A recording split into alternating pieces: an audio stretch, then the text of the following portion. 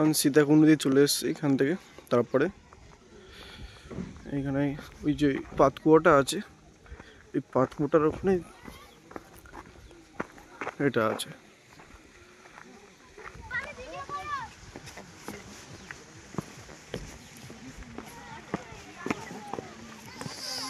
খেতে পারবে না, আবার কি ফেলে দিলে আর খেতে পারবে না।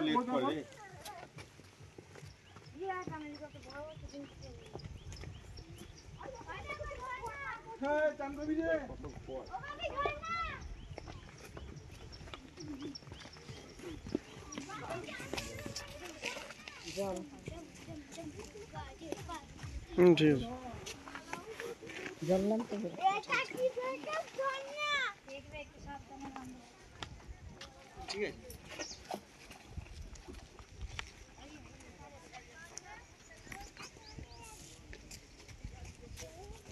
জলটা কিরম বের হচ্ছে দেখো।